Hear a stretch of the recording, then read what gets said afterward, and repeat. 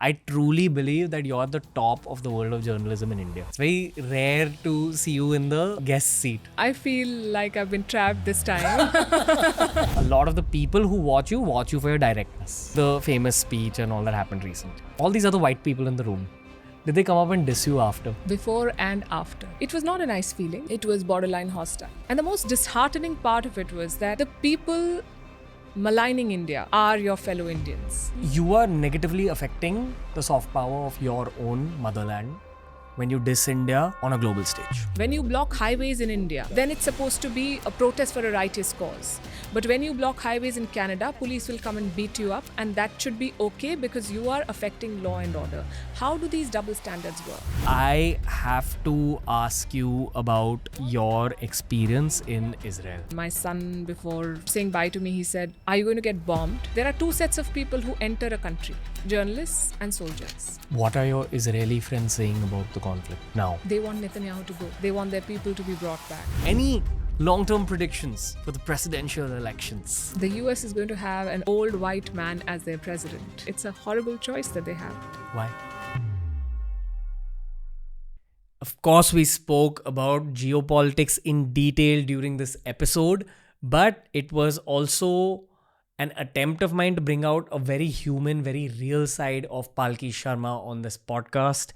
I believe that you'll get to know her much more deeply than you do already, even if you watch her every day on the internet, sharing all that knowledge, sharing all that data, sharing all those extremely powerful opinions on the world of geopolitics. She's the managing editor at Firstpost, but today you're going to see a very real, very human side of the iconic Palki Sharma on TRS.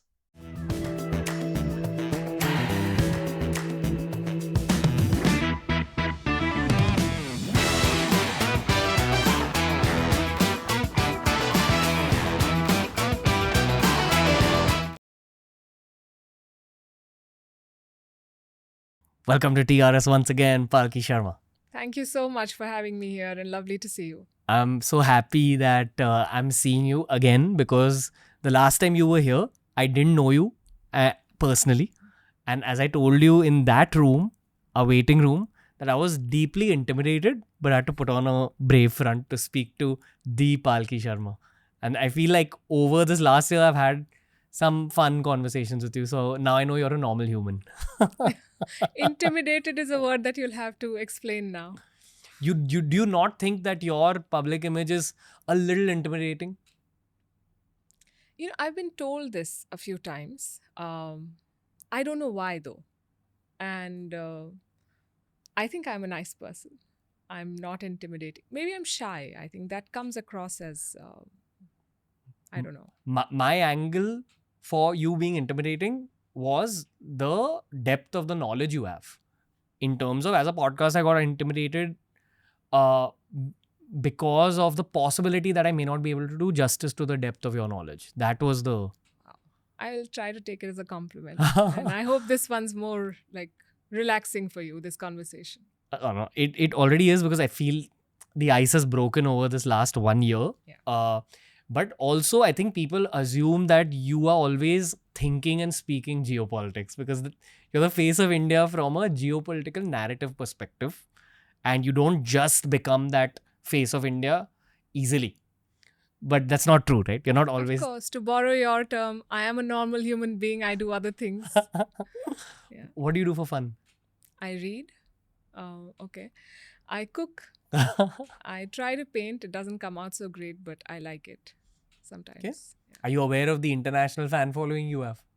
I wouldn't say fan following, but our viewership is quite good and I'm always grateful. You don't look at it as a fan following? No, I think when you say the things that matter to people, they watch you. Fans, I don't know,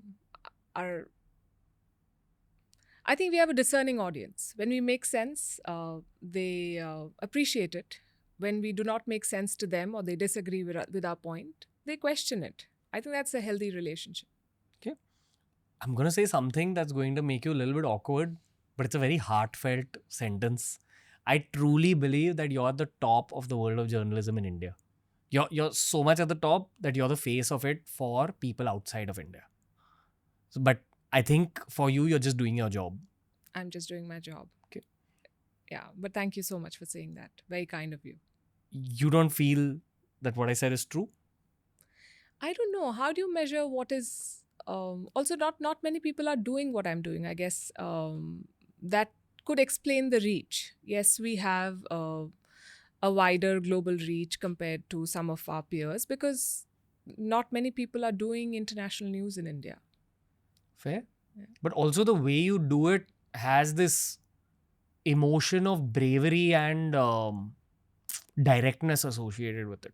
That's what a lot of social media users pick up on for sure, because a lot of clips get made because of your work. That's what spreads out on social media. And I truly believe that social media is a massive part of modern day media careers. You have to crack that algorithm to reach that pinnacle of relevance, according to me. And that may be my own social media bias because I'm a creator myself.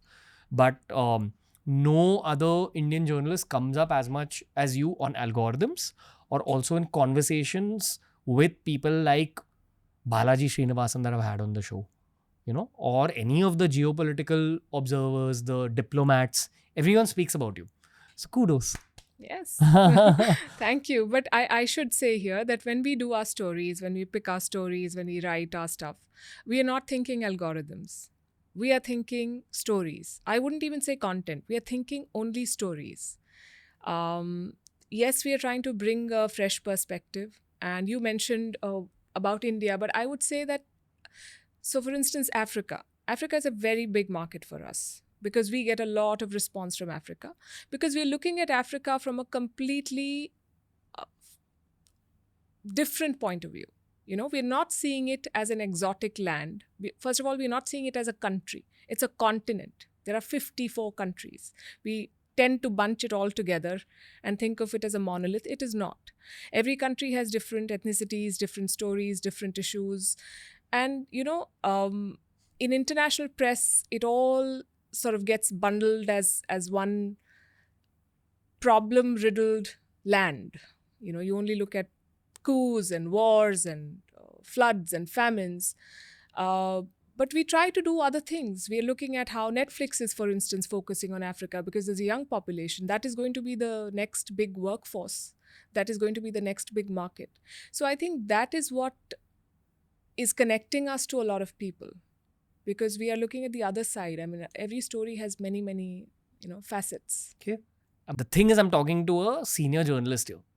And you have studied wars, geopolitical conflict, geopolitical situation for decades.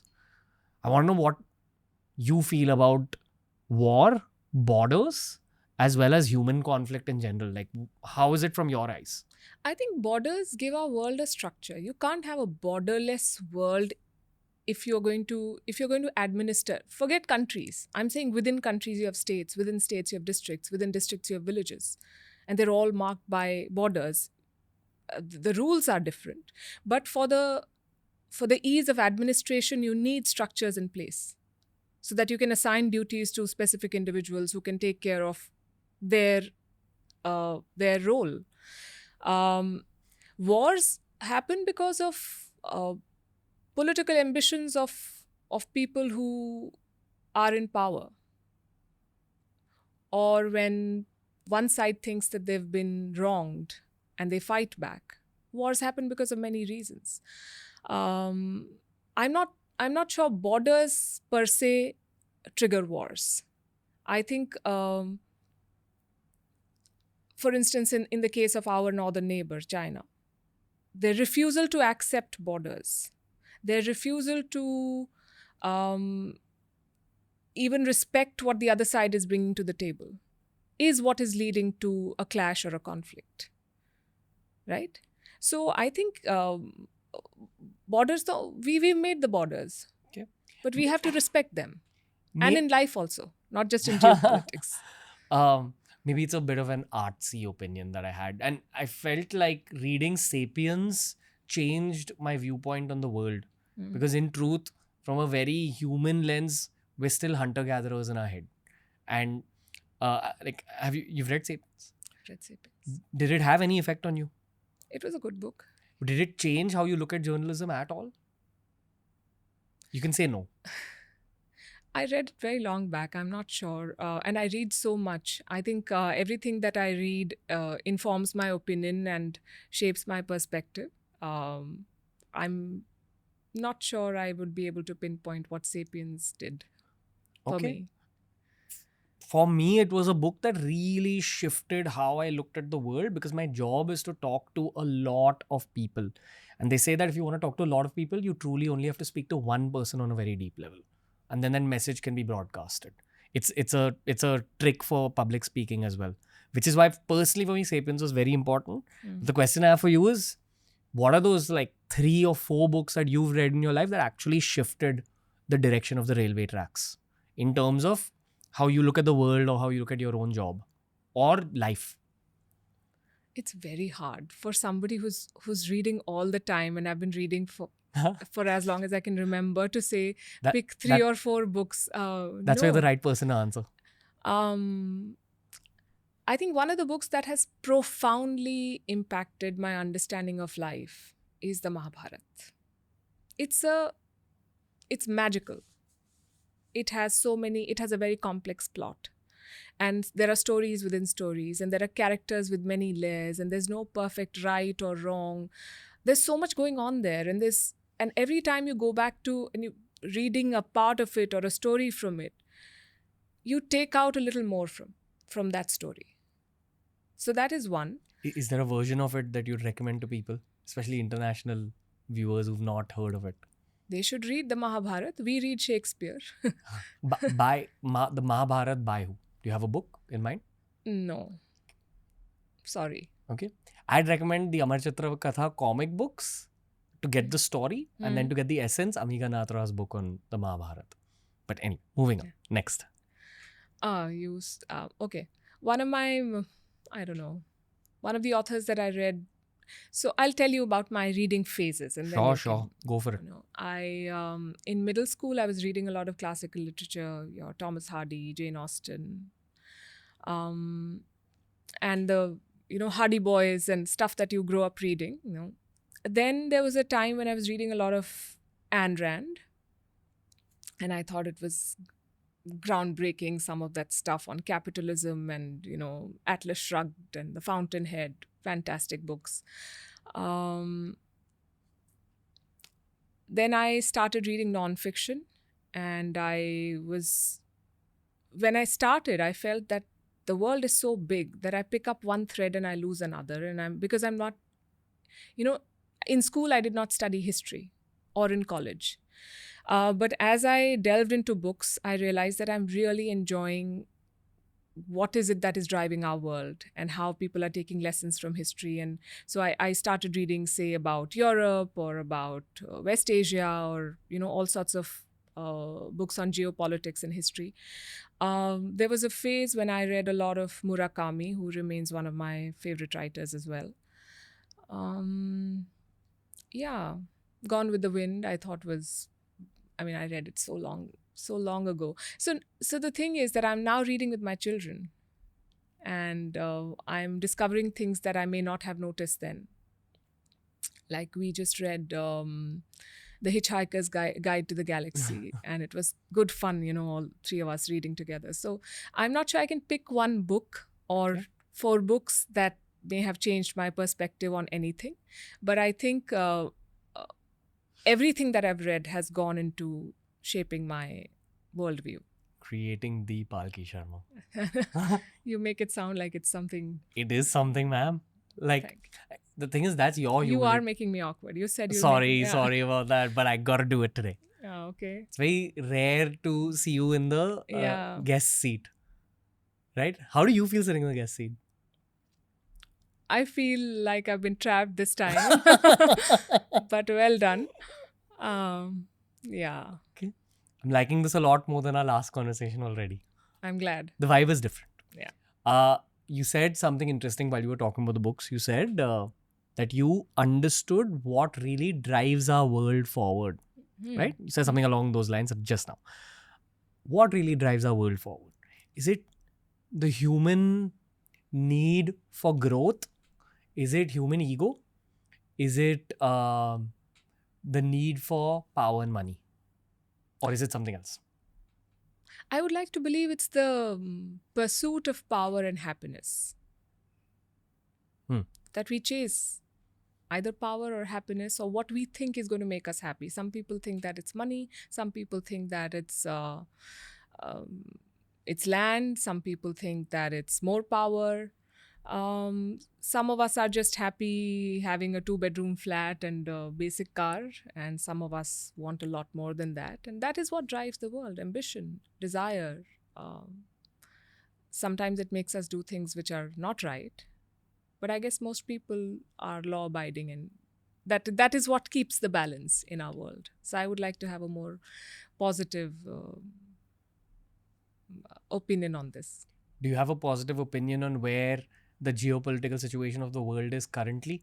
So we have wars, obviously. We have two big wars happening and more than 30 other conflicts that nobody talks about because, I mean, there are 8 million people displaced in Sudan. It's nobody's baby, so no one is bothered. But there's a lot of billions of dollars of aid for Israel and Ukraine. I guess that's also politics.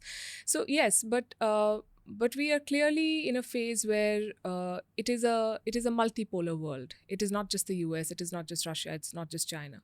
And I think more and more countries have figured out that they can stand up for themselves. And they don't necessarily have to do what the big powers are telling them to. That is one thing. The second thing, and it's a very interesting concept that I read about power, that, back in the day, um, two kingdoms were at war, or two nation states were at war. So the power rested with the state or the ruler. But in this information age, what we've seen is power diffusion. So power rests with non-state actors as well. It could be a terrorist group. They too wield power. It could be an NGO. It could be a civil society movement. It could be Tech company? a tech company, absolutely. So a state may be working with you, but an NGO may be attacking you and your legitimacy, by coming up with ratings, press freedom, religious freedom, so on and so forth.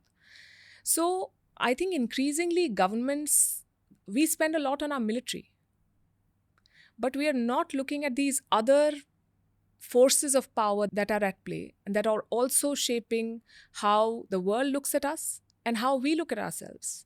Versus America or China, which actually focus on these factors? I'm not sure China has been able to do it very successfully. They've spent a lot of money, yes, with, you could say it's soft power. So China's soft power is not so great because no one believes what they're saying. They spent a lot of money on Confucius Institutes and, it didn't sort of work out the way they thought it would. The US has done way better because the world is still thinking of that as the ideal way of life, Their value system, their society is still, it is not ideal, but it's seen as such. So so they've been able to successfully wield soft power. But if you look at their expenditure again on military versus all of this, it's a fraction. India has done quite okay. We've promoted yoga and Ayurveda and so on. But if you look at the larger scheme of things, we are way behind. And it's very important to talk about this now because these non-state players are basically attacking your legitimacy. And I don't know if you've read Joseph Nye, who's written about soft power a lot. He says legitimacy is a power reality in our world. Let's break that down a little bit. Yeah. This is the first time hearing a geopolitical themed podcast guest saying that. Okay. It's always conversations about hard power. Yeah. And I'm yet to be convinced that soft power plays that significant a role, though some would argue that media is a part of soft power. Absolutely. Go for it. So, okay, so I'll take it from where I left about legitimacy, Sure. right? When someone is questioning your legitimacy as a democracy, when they're questioning whether now you won the election, but even that win is being questioned. They're saying that your voters did not make an informed choice. So that is taking away from your, for want of a better word again, legitimacy. How are you going to secure it? The word you're looking for is what? What's that? Okay, it's a Hindi word which basically means street cred. Oh, right. Yeah. Okay. I didn't know this. So I've learned something too. Go on. So the point is that you have to build resources to secure it. Hmm. And it comes at a cost. And we in India, I think, are not ready to bear that cost. And you mentioned media. Media is very much a part of it. You know, every year they come up with this press freedom index. We are 189 or somewhere. What about our press presence index? Where are we in the global space? We're not there. And we are, it's not for want of talent or resources. We are a very talented country. We have resources. I think what we lack is vision. And in principle, everyone agrees with the idea of having a global media presence. But you know, the joke is that, I'll switch to Hindi for this, Go for it. that budget jaljeera है और ख्वाब अल जजीरा है तो हो नहीं पाता. Wow. So yeah, that's where we're at. Layered journalism joke. But nice. Press presence index. It means how widespread are your news portals. The news Yes. portals that come out of India on a global scale. Yes. It's just Palki Sharma right now. I wouldn't say that, but I think we are nowhere in the picture compared to the rest of the world. Could you give an example other than Al Jazeera? BBC. For the BBC, British. RT, CNN, France 24, Channel News Asia, some big players, some not so big players, but they're there. And I'm only talking about, video. Washington Post writes anything, we are looking at it. New York Times writes anything, we are looking at it. Why aren't those citizens looking at our stuff? Because we are not doing it in that way. You're saying that the flaw is that we don't have a vision with what we're doing in the long term. Yeah. What's the vision you have? I think we have to build a credible and impactful global media presence. We have to build that voice. You said that you think that military power is important, and so I'll give you an example from recent history. So in 2008, Russia invaded or attacked Georgia, took away 2 provinces, and declared that they're independent states now. The world did not recognize them. And Russia kept saying that we've done the same that the West did with Kosovo, which also did not have UN backing, but that was seen as a legitimate move. When Russia goes into Ukraine, it is called the Russian invasion. When the US goes into Iraq, it is called a global war on terrorism. How does that work? Because the American media has worked over time to tell the world that this is for the global good. Right? That is what soft power, that is what media presence gives a country. If you don't have it, your intentions will be questioned and your reach will always be limited. And let me add here, when we talk about wars, in today's information age, battlefields are not actually fields anymore. They're here in the mind, right? There's a battle of ideas. Donald Rumsfeld famously, I think it was him or someone else who said that and he said this for the US, which is doing so much already, that in the global battle of ideas, we are sitting on the sidelines. I think that's also true for India. Media narratives shape up human viewpoints. That is a conclusive statement for what you said. Media narratives play a role in how we perceive the world. Yes. But the truth is what's happening in the ground and what's happening in each individual human's head. And there's no way you'll be able to find out the second. You'll never know exactly what's happening in every single human's head in the world. You don't have to know. Isn't that what soft power? No, soft power. So soft power is attraction. Hard power is Might. So your economy, even your technology, military, you can use it as a coercive force. But you don't have to force anyone to watch Hollywood movies or Bollywood movies for that matter. That is your pull. That is your attraction. How sexy you are, soft power, as a country. I wouldn't use the word, but yeah. It's basically how sexy is your country on a global scale and your culture. Like Korea, South Korea. Yeah, K-pop, they've spent so much money on K-pop. South Korea, a good example of a country where soft power significantly outweighs hard power. I don't know about, you don't have to it has to be, so I'll tell you one more thing. Soft power plus hard power is said to be smart power, and countries should aim for smart power. You can't have one without the other. So you have to have a mix of that. That is one. And second, Bollywood is our soft power.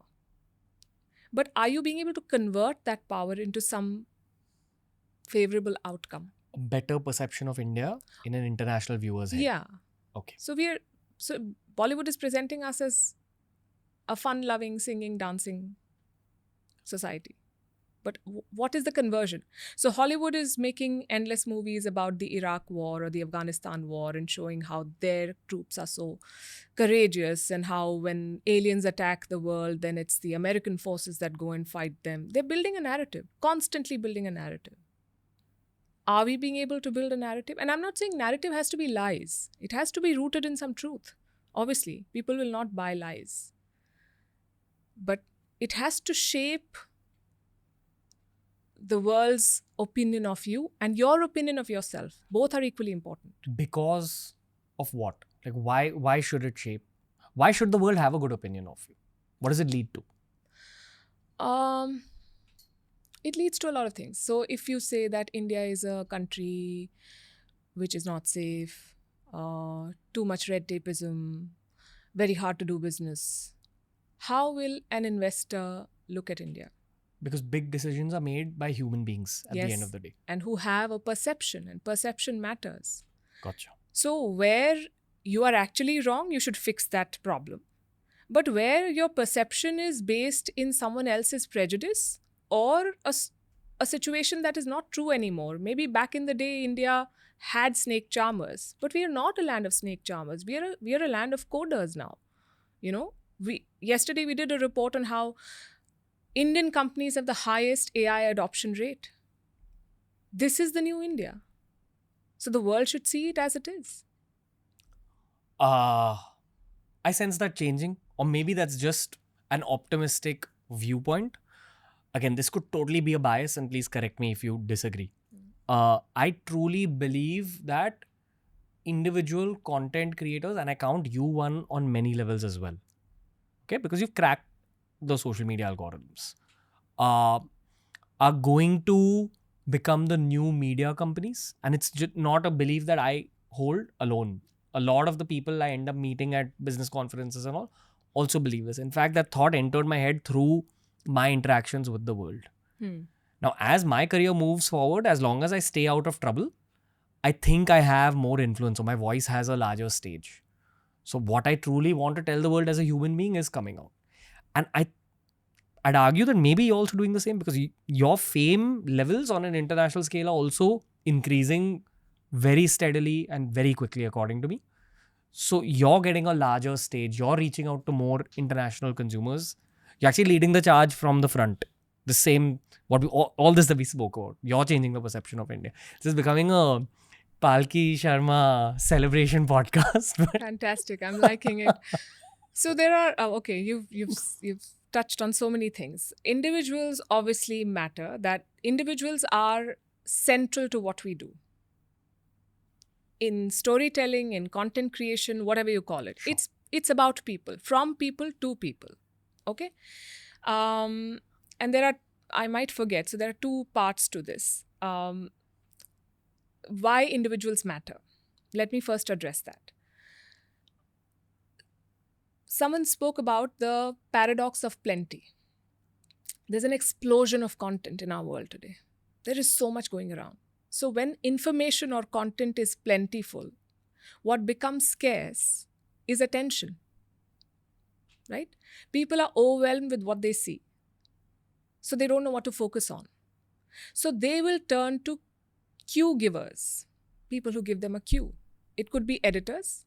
It could be influencers, it could be thought leaders who are basically telling them, this is important, focus on this, and the rest is clutter or background noise. And these are people who've built credibility. So if you have credibility, people will come to you to listen to your point of view and to focus on things that you say are important. That is why individuals have that attraction, right? That is one part. The second part, will they be media companies? How can individuals scale it? Individuals with a vision and with potential should ideally create institutions that outlast them, that imbibe their ethos, their ideas, their vision, and that is translated into their teams. So ideally, we should have 10 more of you and many more people doing what I'm doing, because we are not here forever. And that is what all of us should aim for. In my content creation journey, I've known this and I've tried doing this, but it doesn't work as effectively as one face and one voice and one, for lack of a better word, icon putting out his or her opinions. In the modern day, I feel people listen a lot more to human beings because of a trust factor than institutions. And I say this while I agree with you that something should outlast. I think when we have different people, we'll all find our tribe, right? I have a lot of very, very bright colleagues who are doing their own thing. And I've spent many years doing what I'm doing. So I found an audience that connects with me. And I'm of a very firm belief. And when we look at numbers, and sometimes they're not as good and sometimes they are good, you have to look at the big picture, and you have to keep doing the thing that you believe in. What you're doing today, had you done it, say, in 2010, I don't know if you would have found takers. This is an idea whose time has come now, and it has clicked. So, and this idea will not always be relevant. People evolve, content evolves. So I think it's important to create institutions. It may not appear successful now, but someone has to be at it for a product to be ready, say 5 years down the line. When do your ratings fall? I can't visualize that reality. When we talk about women's issues. Really? Yes. And they fall all the time. And it's one of my pet peeves. I mean, it distresses me no end. Because men mostly follow geopolitics? Is that the reason? Not just geopolitics. And that is again the sad part. And through your very wide audience, I want to ask this question to everyone who's watching us. Please help me understand, what are women watching? Typically, and this is not limited to India, somewhere in the range of 80% of the news audience is male. What? Yes. And that is unfortunate. So we are trying to do stories, and we are constantly debating. So we are trying to do pay parity. We are talking about abortion, not because, we started off because I feel very strongly about these things, and I think they should be done. But then I also ask myself that, wouldn't women be interested in investment and wars and politics and elections? Because it impacts their lives too. Would they only be interested in stories about domestic violence and pay parity and so on? Ideally, they should be interested in. So, yeah, that's a problem. But so the men don't like it. And the women, I'm not sure they're watching it. But we are doing the stories because we think we should do the stories. So yesterday, after a lot of debate again, we did something on how Nepal is prioritizing mental health of new mothers. Nobody likes stories like these. Viewership drops. We can see it in the live. But we do it because we do it. One for the dinner table, one for the soul. One for the soul, yeah. Yeah. What do women watch? I don't know. I wish I knew. As a female human, what do you think? And why is it happening this way? So I've met a lot of in my interactions, but you should not universalize your experience. Maybe they say this to me because they're talking to me, but they say that they've watched stories. I meet a lot of women, including students in colleges, professionals. On the flight today, who say we watch you, it's very inspiring, and so on and so forth. And I don't usually have enough time to, and I don't want to sort of surprise them by asking them questions about what specifically did you watch and what did you like and why didn't you watch this. But I'm very curious and I would want to know. And I think, and it's important for the women also, because if you are an active audience, then the business takes you seriously. And then your voice gets represented. So actively make an effort to follow the news. Ideally, everyone should watch the news because it affects your life and it is telling you what's happening in your world. Maybe we are not doing it in a convincing way, so we are trying to reinvent our approach all the time to see where we'll find the right mix. Okay. Let's do the whole Palki Sharma celebration thing again. All right, yes. In my eyes, and based on what I hear around me, a lot of the people who watch you for your directness. You're very direct. You're very upfront. That's one of your identities in the world, including the famous speech and all that happened recently. My first thought when I was watching that speech was, all these other white people in the room, did they come up and diss you after? Like, what happened once the cameras went off? Before and after. On your face? So, okay, first of all, let me say that this speech is from last summer. And I have been into public speaking for a very long time. I have been on the stage, I've been a journalist, I've been an anchor. I can do it. But on that day at Oxford University, I felt pressure and tension. First time in your career? I wouldn't say the first time, because you've been in typical situations, but it should not have been a tense moment. It was a debate in a college campus. The vibe was bad? It was borderline hostile. And it was not a nice feeling, because I felt that the audience had very strong preconceived notions about India. And when people against the motion exaggerated India's problems or made completely baseless remarks, some of them actually said that I'm speaking here, you should listen to all the speeches. I'm speaking here at a risk. And my family is worried that when I land in India, I will be arrested for saying what I'm saying. It's been a year. Who's been arrested? And when they said these things, there were claps and cheers. And then here I am giving data and facts on India's progress, and there is pin drop silence.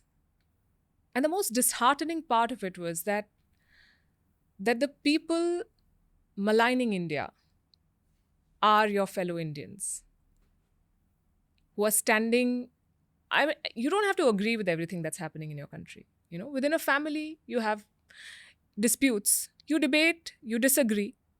But are you going to go to a foreign university and some of these people are members of parliament, they are associated with political parties? It's quite sad, And I figured that day that, by the way, we lost the debate. But if you have to win a debate there in such a setting, or if you have to find people who will cheer you, you will have to take an anti-India line. You will have to say bad things about your country. If anyone is extremely pro-Modi or extremely anti-Modi, I always look at that situation with a bit of social media algorithms at play. Yeah, and in settings like these, you're basically told that if you're not saying something anti, I wouldn't even say Modi, your country, then you're not a true journalist. To be a true journalist, you have to diss India. How does that work? Because as of now, the Western Bloc is the most powerful from a soft power perspective. What we spoke about a little earlier. They control the narrative, yes. I mean, I've wondered the same thing. The whole Veer Das speech was controversial. And for some reason, I'm also a poster boy of being very, very pro-BJP and pro-Modi. My angle on human beings, and this is after doing 700 podcasts, is that if you have very, very strong opinions about something, then are you even ready for a conversation? And my other angle is that no matter what your opinions are, no matter how anti-BJP or anti-Modi you are, don't diss India on a global stage. It's the equivalent of scoring an own goal in football or like a purpose misfield in cricket, which shouldn't happen. I think that's your national duty. That's how I look at my role as an Indian on a world stage. I mean, see, yeah, you could argue that it was a debate at the end of the day and they had to present their side. But there's a way to do it. And I would say that every Indian outside of India is India's brand ambassador, Yeah. right? So you can't make baseless claims. You are negatively affecting the soft power of your own motherland when you diss India on a global stage. At least talk about it in a more nuanced manner than blindly saying, oh, I'm going to get arrested for what I'm saying, this, that. I think it stems from something else also. It stems from the fact that for whatever you do, and this is the again the battlefield here and the independence that we got in 1947 versus the independence that some of our uh, fellow citizens are still seeking mentally from colonial powers. You still need validation for your systems from the West. You still need them to say that, yes, this is right and this is wrong. This is a perfect democracy. This is not a perfect democracy. This is freedom of speech and this is not freedom of speech. I've been saying this for many days now. On American campuses, on European campuses, there have been protests. You should look at the pictures. Have you seen the pictures? These are cops in full military riot gear, cracking down on students who've set up tents. In Europe, they actually had a bulldozer, trying to break up a protest.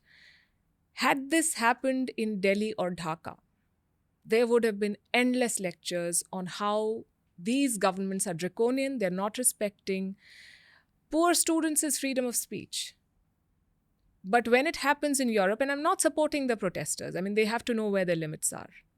But that is true for all protesters everywhere. You can protest only within what your law permits. When you block highways in India, then it's supposed to be a protest for a righteous cause. But when you block highways in Canada, police will come and beat you up, and that should be okay because you are affecting law and order. How do these double standards work? Because the West is telling us what is right and what is wrong, and some people here believe that that is the way it should be. That is what I'm challenging. I have to ask you about your experience in Israel from a very human perspective. Because I remember when we were trying to schedule this particular episode, we got to know that you're in Israel. And my first thought was, wow, that's insanely brave. Can you take us through like your human perspective from the time you got there till like time you left? Everything you saw, step by step. So I'll start from when the attack happened. It was a Saturday. Yeah. Right? And I remember distinctly, we just had lunch and I settled with my book. And then, what we do, every time we start something, we look at our phone. Ek baar dekh lete hain kya ho raha hai. And I saw it was trending. And then I saw the videos and I thought they're fake because how is this even possible? Then I called office and I was told that yes, something like this has happened. So I said, let's call the team. We should track it and we should do Vantage tonight.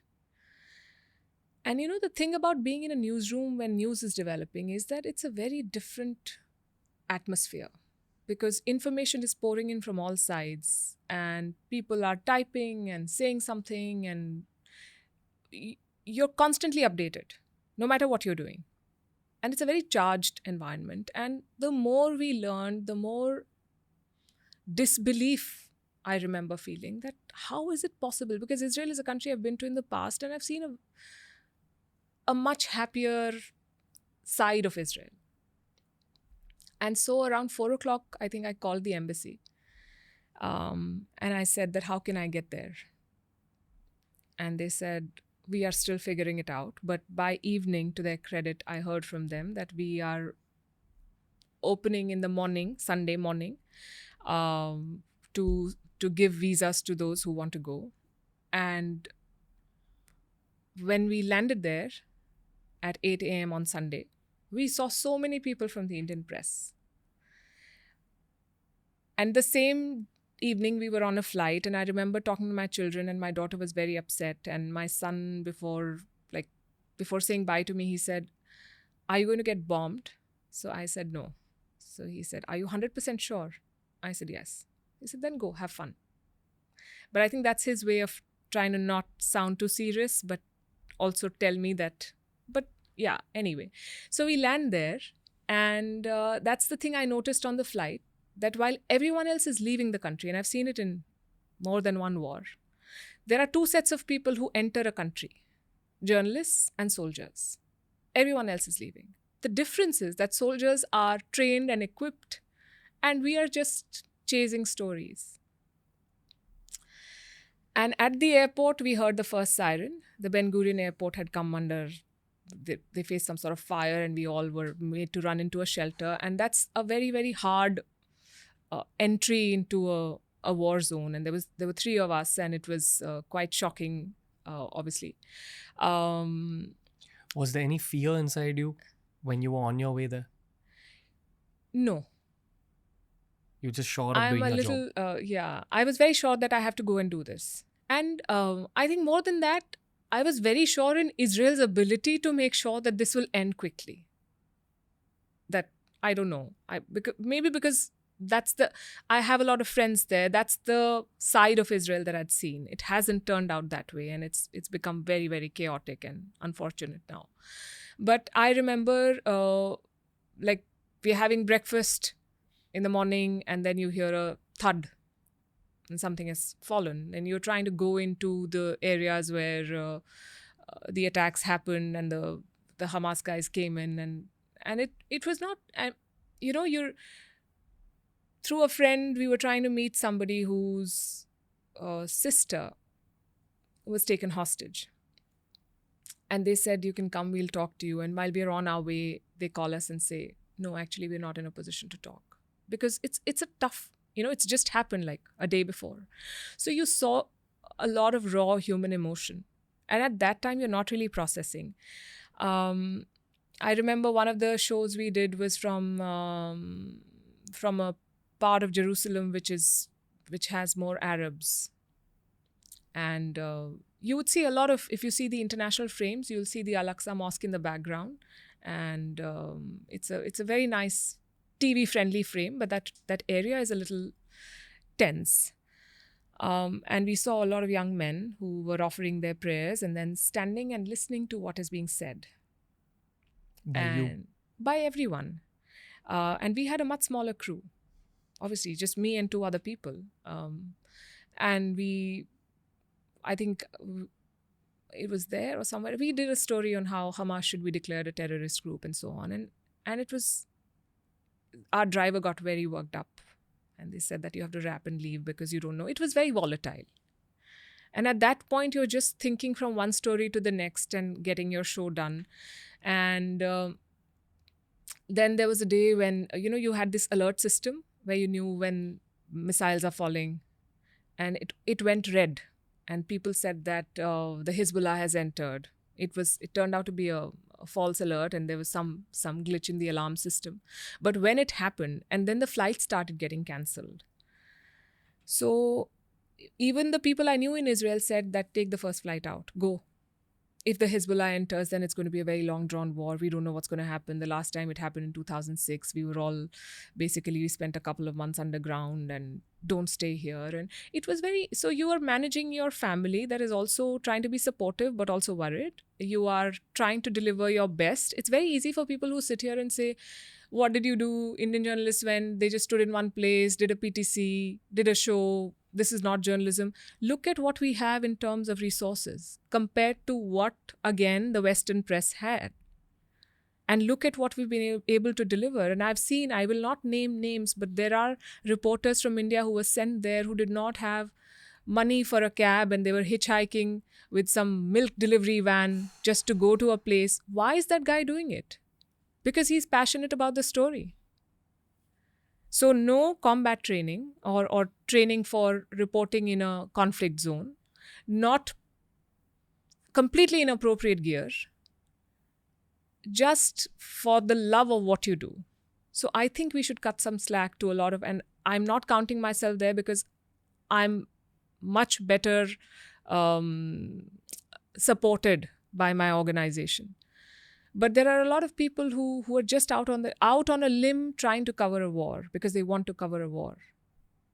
So that's my takeaway from, and it just, when a week later when you're sitting in your office and typing something and somebody drops something in on the same floor, it unsettles you because you forget that you are in Delhi and not in Tel Aviv. What does a bomb feel like when it bursts near you? I've not seen an explosion, but I've seen missiles. Their systems are very strong. But you're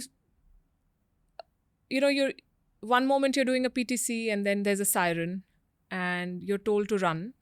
And everyone, I forget the name of the village where we were, but when the siren went off, we tried to sit under a pomegranate tree. And the people inside the house started calling, saying, "Come inside." They did not know us. And everyone has like a shelter. So it's a different world, where you're always telling your children that you may have to spend the night in the shelter. It's not easy. It's a tough existence. What do you learn about human beings after being in a war-torn land?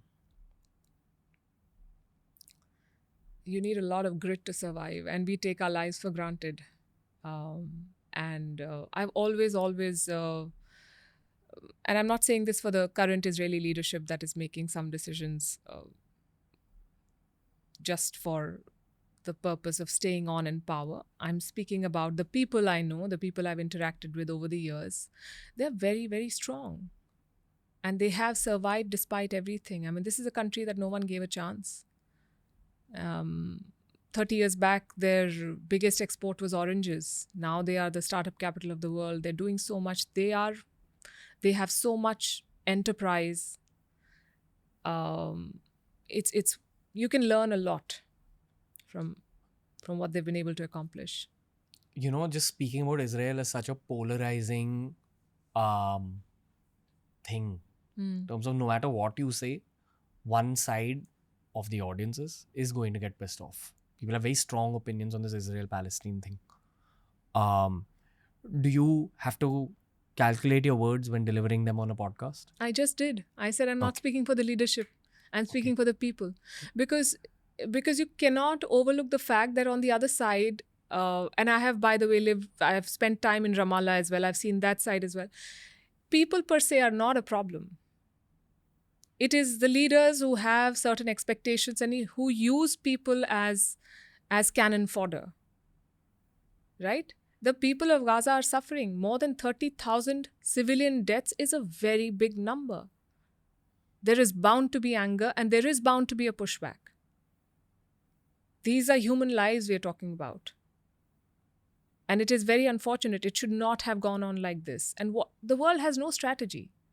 What are the Americans doing? Until recently, they were dropping aid packets on Gaza and giving weapons to the Israelis. You fire these weapons, then these guys will run and then we'll give them aid. It makes no sense. Right?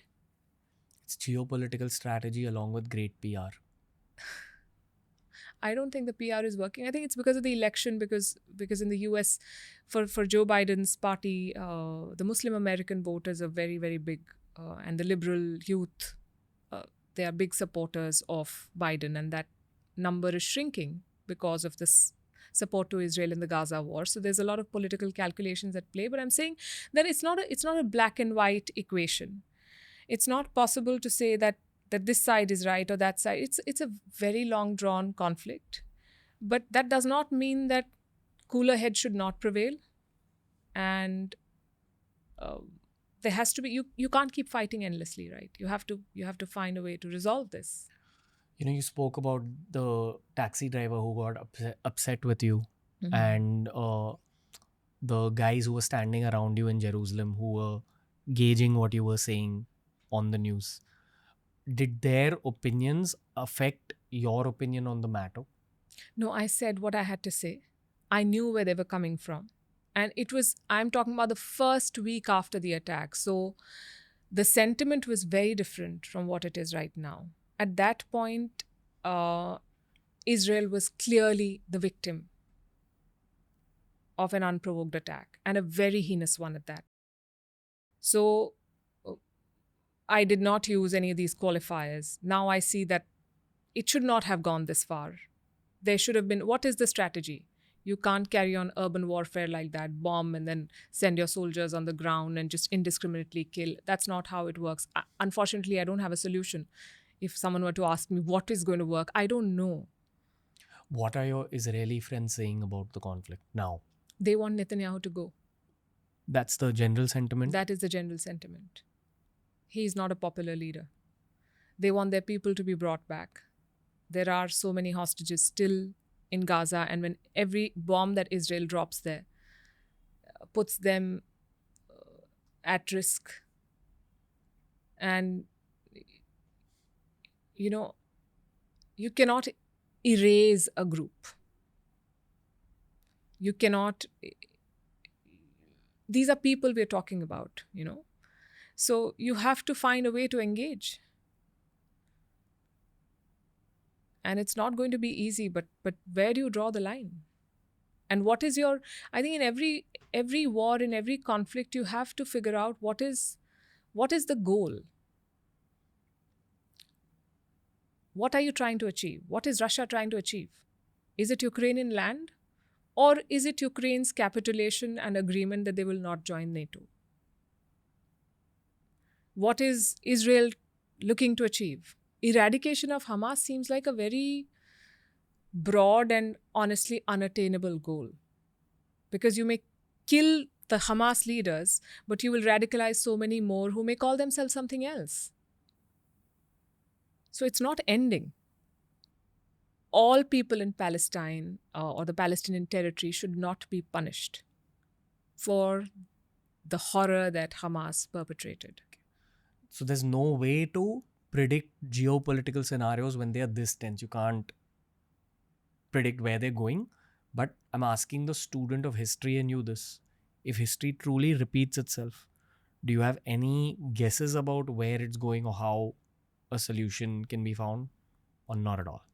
No, a solution is always going to be found through a conversation. After the Yom Kippur War, there was a solution, There was a talk, right? And both sides came to the talking table. So a solution has to be found. The only thing is that what makes it tricky? Okay, let me come out of that. Let me look at the other side of this. India versus China. 20 rounds of talks since the Galwan clash. We are willing to talk. But the other side is not sincere in that conversation. They're coming to the talking table, but they're not doing anything. What do you do then? That's a different kind of impasse. So I think there's no one-size-fits-all solution. You have to see what kind of a customer you're dealing with. And you have to act accordingly. In this case, maybe had they co-opted some of a lot of things are going good for Israel. After the Abraham Accords, Arab powers giving them recognition. The Saudis were very close to or were working on recognizing Israel and establishing some sort of a diplomatic relationship. And right after the attack, there was a lot of anger against the Hamas leadership, including from, they may not have said it publicly, but you saw that there was pressure. In hindsight, a more astute leader would have capitalized on that and worked with them. But here, there was this urge to show that that we can use brute force. There was an intelligence failure. And to overcompensate for that, you use brute force and you don't know where to draw the line. How far are you going to go? First you say North Gaza, then you say, okay, you can move to the south. Then people went south. Now they're attacking Rafah. It's a city where they have, 1.4 million Palestinians. Where will they go? Who is going to take them? Nobody wants them. This is not a solution. What was the most horrific thing or the most troubling thing in your whole tenure in Israel that you experienced? I wouldn't say horrific, but the most poignant moment was when a friend of mine called me for a Shabbat dinner, whose husband went to fight, whose son went to fight, whose very old mother had to leave her home because that was the area that was tense, and came to stay with her. And, in the day they're going to funerals, in the evening they're looking at the news. Just the strength of these people moved me. That in the middle of all of this, they are following customs and they're trying to take it one day at a time when their whole world seems to have collapsed around them. It was very moving. You briefly brought up the India-China situation. There's two ways of approaching this topic. I can get into specifics and ask you specific questions, or I can ask you the more macro style of things, because I anticipate that there's a lot of people watching this podcast who don't follow the news as well. You've reported on China for a long time now. So it's a very macro question, but what is the emotion, generally speaking, that Chinese people have towards Xi Jinping right now? and him as a leader, in many ways, he is the big boss right now in China. Fair to say? He's the only boss. Right. Decision maker. Chairman of all things. That's what they call him. He heads every body worth heading. Equivalent of a Chinese Putin? Yeah. Okay. Xi Jinping, what's your reading of his psychology and how he's looking at ties with India?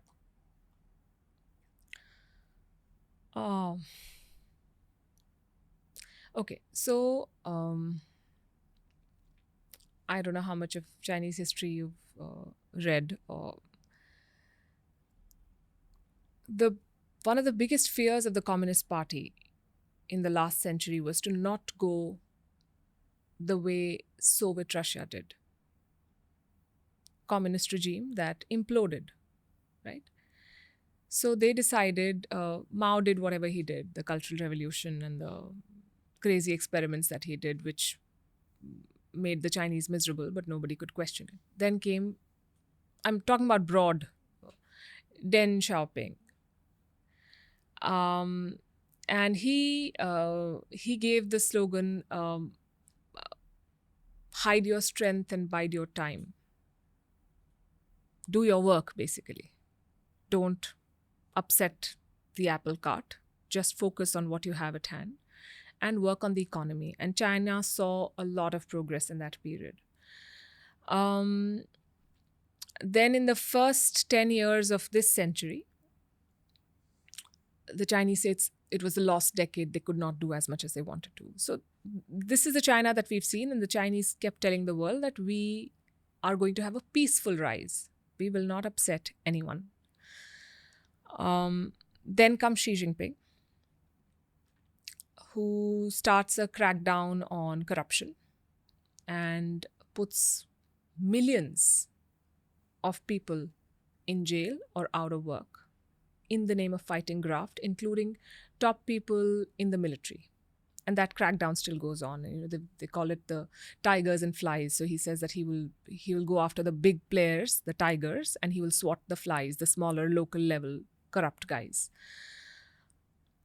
But the Chinese regime and this is not limited to Xi Jinping, has always been worried about people demanding their political rights.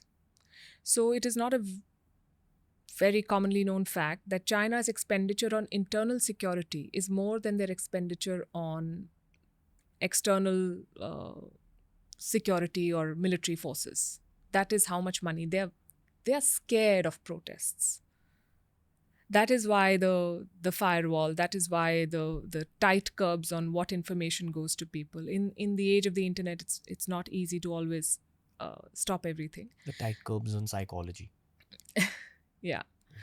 So that is one challenge for him. The second challenge is the debt bubble. Local governments grew because they took a lot of debt. That debt became unsustainable. The property market, that bubble has burst. Some very big players have gone under. Evergrande, Country Garden, others, they've struggled. There are people who put their life savings into homes, did not get the homes. The money is nowhere to be found. The builder is gone bust. There is a lot of anger there. Then the banks cannot take any more loans. China's debt is unsustainable. So is America's, but this is a more peculiar case. So one reading is that, and while all of this is happening and there's a lot of internal chaos, this guy goes around poking everyone. Philippines, Vietnam, India, US, Japan, Australia, picking fights with everyone, left, right, and center. They have a lot of money. They have the biggest navy in the world. They have a big military infrastructure, but it's an untested military. Nobody knows. Just having weapons does not ensure victory. The US saw it in Vietnam. The US saw it in Afghanistan. You could say those were different conflicts, but I'm saying that's not enough. What are you going to do? Then he wants to take Taiwan. So I think one reading is that, and I also subscribe to that thought, that he overplayed his hand, tried to do everything too soon. China isn't there yet, and the pandemic did not help him at all. So they tried to do their own soft power thing and hard power. They tried to mix it with this BRI. They gave loans to a lot of countries. But those loans became debt traps. So those countries are regretting. So basically, you've spent money, you've built a force, but nobody likes you. Your own people don't like you, and your neighbors don't like you, and the rest of the world doesn't trust you. It's not an ideal situation to be in. Having said that, there is no credible or significant challenge to his power in today's China right now. And so? And so we'll have to wait and see what happens. The only people who are capable of making predictions are the people who study situations day in and day out. I'm not making predictions. I'm just giving you my reading of the situation. Things can... Ma'am, you're in pole position to give the readings. Thank you. And you insist on calling me ma'am, so we'll let that slide. It's either bro or ma'am, so you choose. I like bro. Okay, moving on. The one topic that we don't get to hear about a lot from a geopolitical perspective in India is Britain post the Brexit. Like, that's not something that reaches the geopolitical news consumer in India a lot. And I say that because of our research team which brought this up. Okay. What is your opinion on where Britain is going in the near future and the Brexit in general? Also with a little bit of context. So Brexit is when they exited the European system, and it hasn't really worked. It was quite chaotic. Does it matter for India at all? You could say, because now Britain is looking to build trade partnerships with others. We've had this free trade agreement discussion going on for a very long time. Last year, Rishi Sunak was expected to seal it and come and watch an India-England match in Delhi, but it didn't work out. So I think both sides are holding their ground. So you could say yes, but it's not done well for Britain. I mean, they have suffered and their economy is struggling. And they're looking at an election. And the current Conservative Party or the Tories as they're called, have been in power for upwards of 13 years, I think, 13 or 14 years. And there is very strong anti-incumbency now. They should have an election by January 2025. That's the deadline. But they're most likely going to have it earlier. And they've just had local body elections in which some of the old bastions of the Conservative Party went to the opposition. So they are in a bad shape. So Brexit, yes, has only added to the chaos. They're talking about immigration. They have this Rwanda plan. I don't know if you've followed that. So basically, the government said that we will pay Rwanda an X sum of money to take asylum seekers away. So if you end up in the UK as an illegal immigrant / asylum seeker, they don't want you. They are going to put you on a plane, send you to Rwanda, and they're going to give the Rwandan government some money to figure out what to do with you, / rehabilitate you, / give you a new life. Now, someone who's, say, leaving Afghanistan or Syria does not want to go to Rwanda. This has raised questions on whether it's right in terms of human rights and so on, and does it violate or run afoul of any international conventions. It got stuck in courts, but as things stand, I think they're going to have the first flight off to Rwanda in a couple of months from now. So it's in a flux. Their health system is not being able to meet the requirements of the society. NHS is very, very, getting a doctor's appointment is very hard in the UK. It takes, and I know from personal experience, I know somebody who told me they were in Manchester and they wanted an ambulance and it took more than 24 hours to come.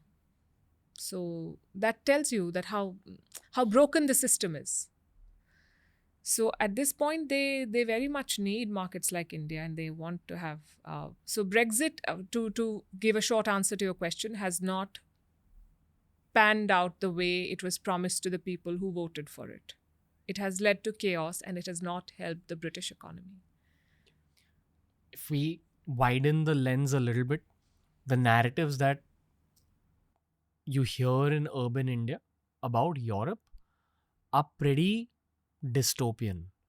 You hear about this whole immigration problem, how the locals are not happy with the immigrants or the refugees in the last 5 to 10 years. How true is that? What's your viewpoint? What's the general future of Europe? Is it actually kind of the death of this long-term empire? Because that's one of the narratives. Or is that just a cool thing to say for the non-European world? So it's not an empire anymore. It is definitely a richer society. They have better institutions because they spent centuries looting the rest of the world. And so if there is good infrastructure, it is thanks to our money, right?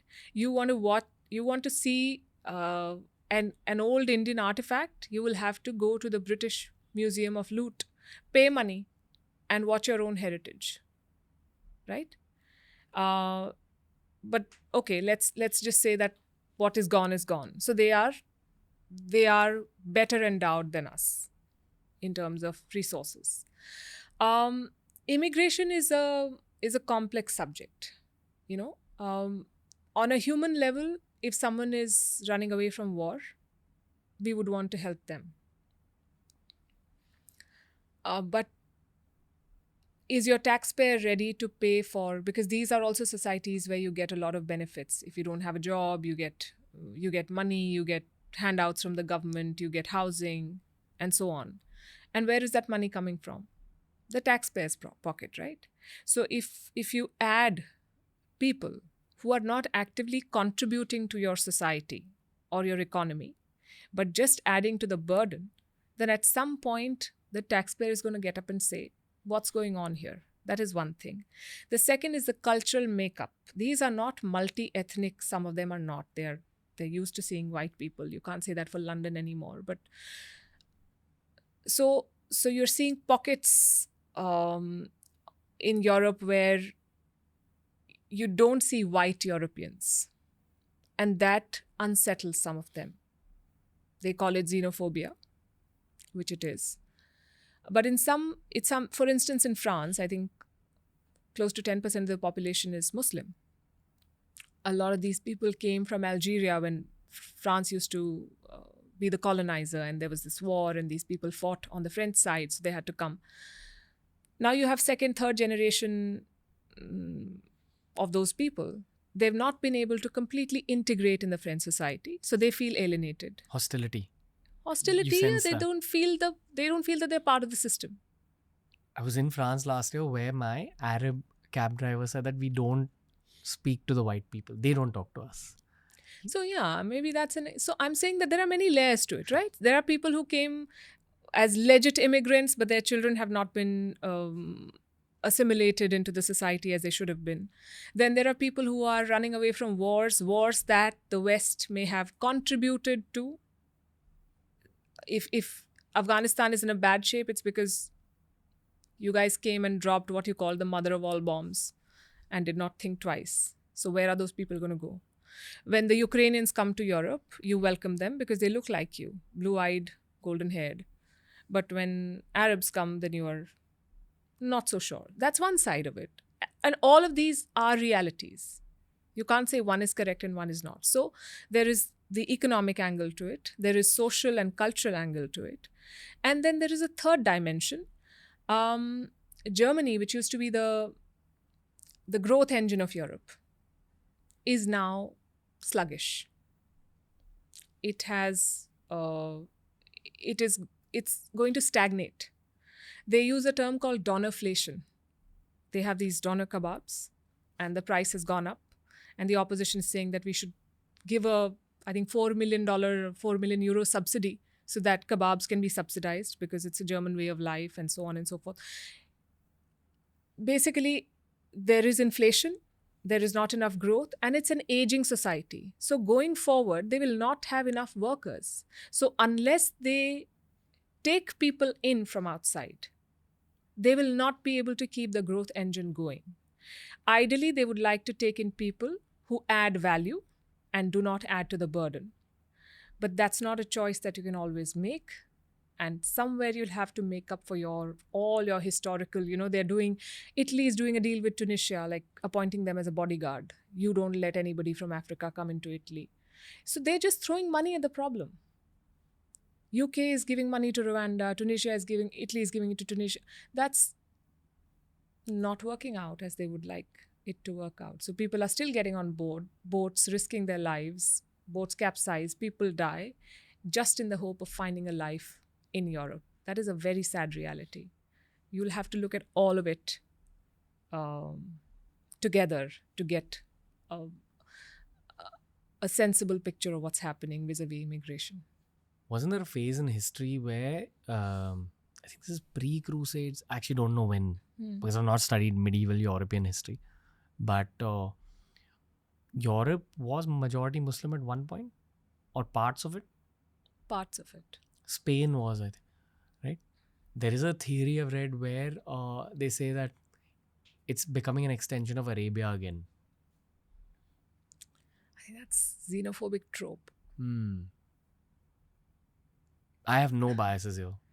No, I mean, what do you mean by it becoming an extension of Arabia? Yeah. Europe has benefited from the riches of the rest of the world. And now Europe will have to accommodate the rest of the world. That is what it boils down to. I mean, look at Iran, for instance. They had oil reserves. There was a time when 5 odd big oil companies, all of them based in the West, had control over all the majority of the known reserves. And they tried to divide everything that was there amongst themselves, took all the money, plundered these lands. Now they can't turn around and say that everything that's happening there is your problem, not ours. Have you been to Iran? No. Would you go there for the sake of work? Yes, absolutely. Why wouldn't I?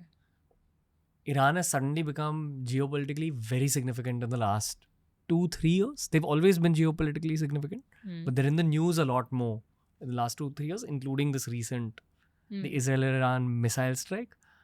We had Avijit Chavda on the show, who basically broke down the whole missile strike, and he said that it seemed to him like it was more of a show of power rather than an actual kind of attack. Like it was an attack that was easily intercepted by the Iron Dome of Israel.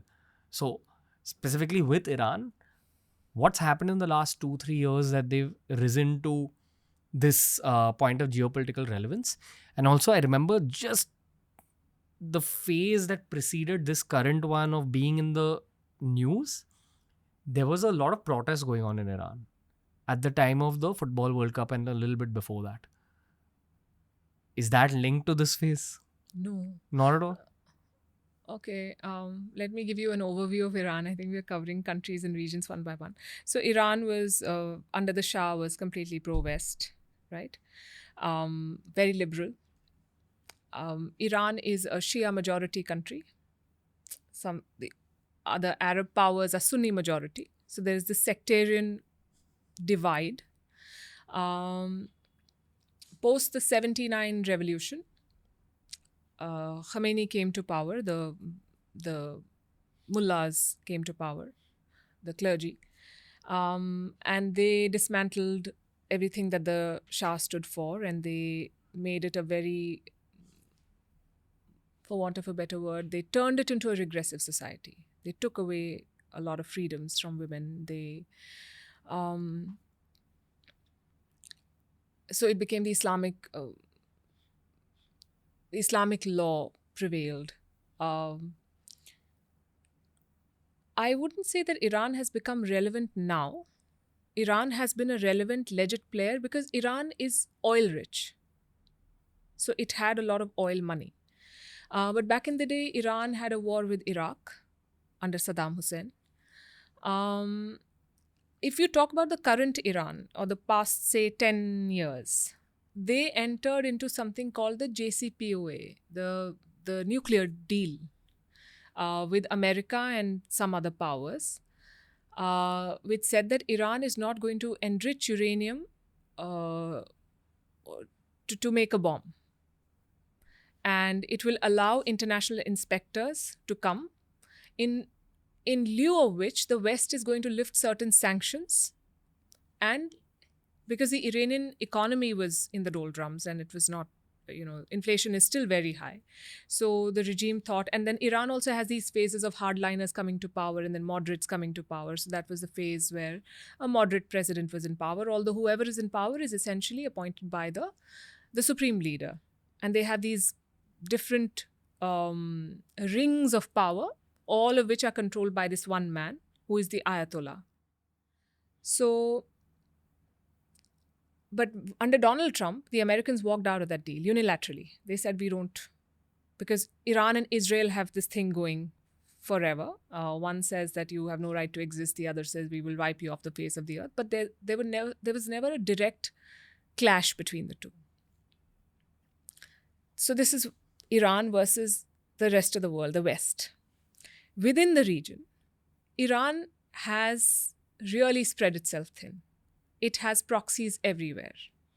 They have Hamas, they have Hezbollah in Lebanon, they have the Houthis in Yemen, they have a force in Syria. So they have their actors fighting regimes all over the region. Obviously, everyone has issues with them. This is where things are. In the middle of all of this, a 21-year-old girl is killed for not wearing the hijab properly, which triggered a lot of protests. It was called the anti-hijab protests. It started, I think, in 2022. Hundreds of people were arrested. Many were killed. So, you see, it's been on the boil. Iran and Saudi Arabia have their own enmity. Saudi sees itself as a leader of the Muslim world, Sunni kingdom, home to the two biggest pilgrimage sites for Islam, Mecca and Medina. So I think a lot has been happening there. And to the point where the strike with Israel, it was a performative strike, where you wanted to tell your people that we've struck them. but you did not want any damage to be caused because you did not want the reprisal from the other side. Okay, very complex. And kind of simple at the Yeah? same time. Okay. I can't believe I'm asking you this next question, okay? But it's a topic that's been brought up on the show a lot, and I have no opinion on the topic, but I'd love to know Palki Sharma's opinion on the topic. Do you believe in the Illuminati? Oh no. No. No. No. No, in short, the extended version of that question is, do you believe that there is a core set of people from traditionally very, very, very rich families that are actually the decision makers from a power perspective or from a geopolitical movement perspective? Do you think it's run by a few rich people? Yes and no. There are people who benefit. Obviously, if you come from an influential / rich family, then you will get you will hit the ground running. You will get some sort of support. You will have an advantage over others. We call it nepotism in Bollywood. We see it in dynasty politics, in politics, and so on and so forth, and even in business, right? Having said that, I think we have enough and more examples of people who are completely self-made. And that is the beauty of our world at this moment, where if you really have an idea and the conviction to see it through to its conclusion, then you will make it big. You know, at the start of the episode, we spoke about those conflicts that are not reported upon. Like we speak about the Israel conflict and the Ukraine conflict, but there's also other things happening in the world. Yeah. There's ammunition being used everywhere. Where is that ammunition made from a majority perspective? Because the traditional narrative is that it's all American, or a lot of it is American. Is that true? So the American military industrial complex is very strong, and all of these wars help them. But the fact is that most of the world cannot afford those weapons. There are many players in the defense market. You should look at the CIPRI report that comes out every year that talks about the biggest defense buyers and suppliers. America, of course, is a very, very big player.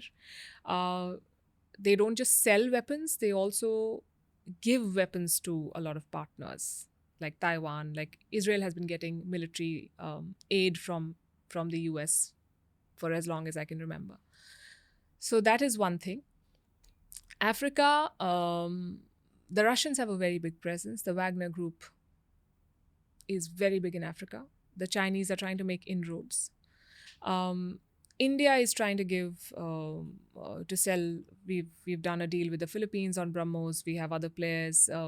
We have some African partners as well who are buying, because Armenia, I think, has not Azerbaijan. Armenia has bought some weapons from us. So Indian weapons are effective and also cost effective. You have drones coming out of Iran, the Shahid drones. You have drones coming out of Turkey, the Bayraktar 2.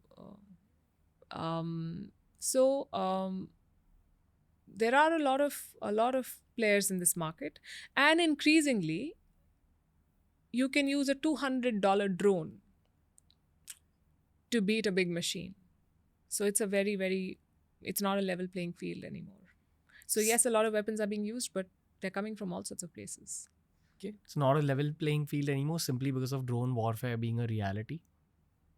That, and sometimes, we spend so much money on tanks and ships and submarines, and given the way things are going, sometimes they become sitting ducks. So warfare is evolving very fast. I will not be able to give you specific terminology for how it is changing, and I guess you need all sorts of things to secure your assets. But I remember reading somewhere that these America and France and Russia and China, they're top dogs in this game, but smaller dogs also bite. Wow. So how are you going to secure yourself from those? And those bites will also hurt. Who benefits financially off of wars? The weapons makers. That's it? No, that's not it. We did a story on, again, I come back to Gaza.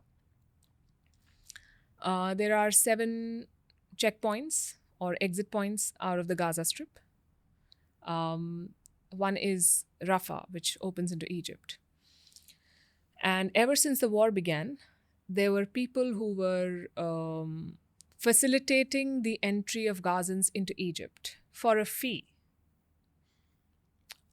And then reports say that it was streamlined, and one Egyptian company was asked to do all of it, whose owner happens to be close to the Egyptian president. The government of Egypt has denied it, but enough and more reports say that this company is making millions of dollars a day getting people out of Gaza. I think $5,000 for an adult and $2,500 or $800 for a child is the fee to come out of the Gaza Strip. They are making money off a war. When aid trucks go into Gaza, there are Palestinian groups that say, we will offer you security and support, but we want a share of the aid.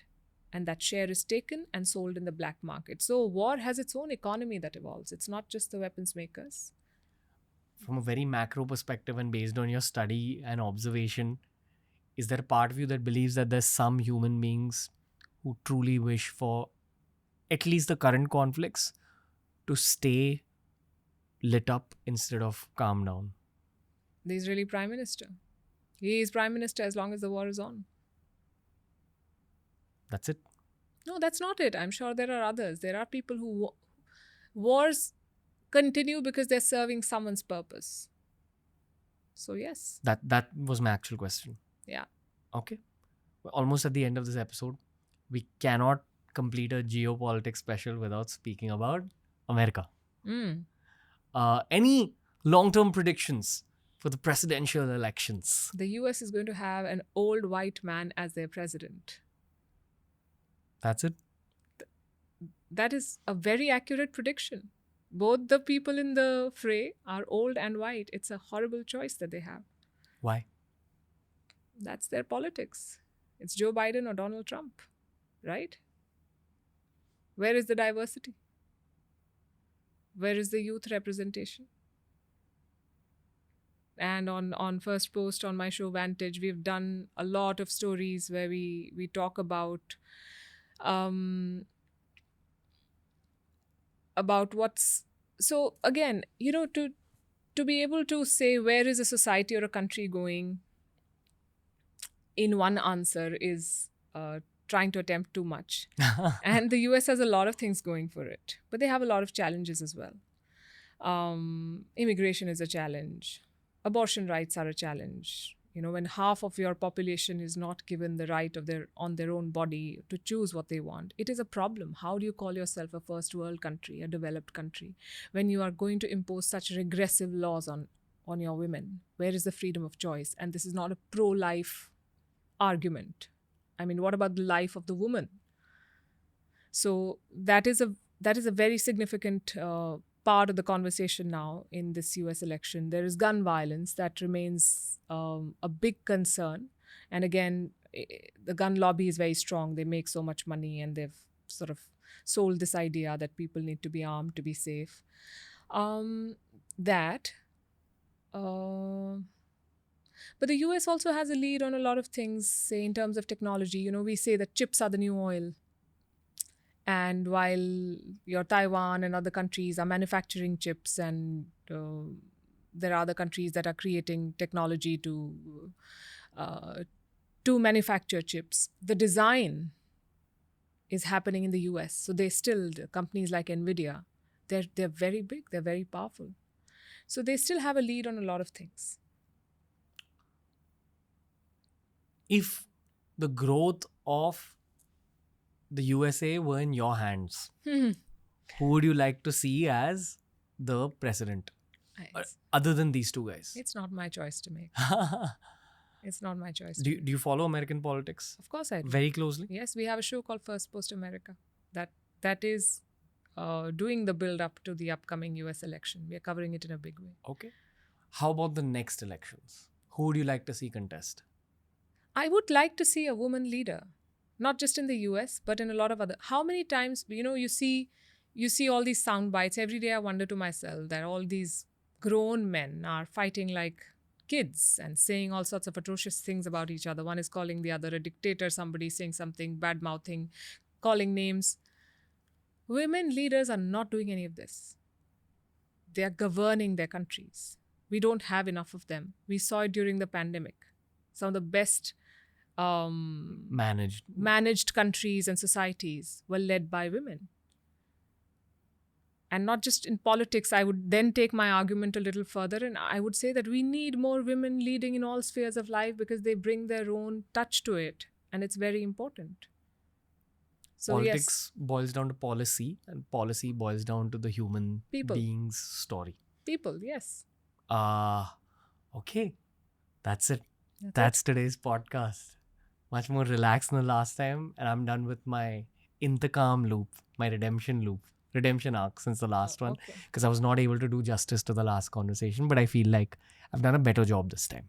So, Palki Sharma, thank you for your time. You're always welcome back to the studio and you're always welcome to give all of us all these geopolitical updates. I just hope you weren't bored in today's conversation. Oh, no, not at all. These are things that I talk about all the time. As I said earlier, you're at the forefront of the soft power angle in the story of modern day India. So thank you for what you do for our country and thank you for your time today. I hope to have you on the show again. Thank you. Thank you for having me here and it was a pleasure talking to you as always. Thank you. Thank you so much, man. That was the podcast for today, ladies and gentlemen. I hope you enjoyed this human conversation with the iconic Palki Sharma as much as I did. If you're someone who's new to the channel, make sure you go and check out the rest of our podcast library. There's a lot of evergreen podcasts. And as for this particular one, I truly hope that Palki Sharma will be returning to the Ranveer Show very soon because there's always a lot happening in the modern geopolitical climate of the world. There's always a lot happening in terms of India's soft power. Palki Sharma is going to be back on TRS, but until then, do check out the rest of this 5-year-old library. Lots of love. We'll see you very soon.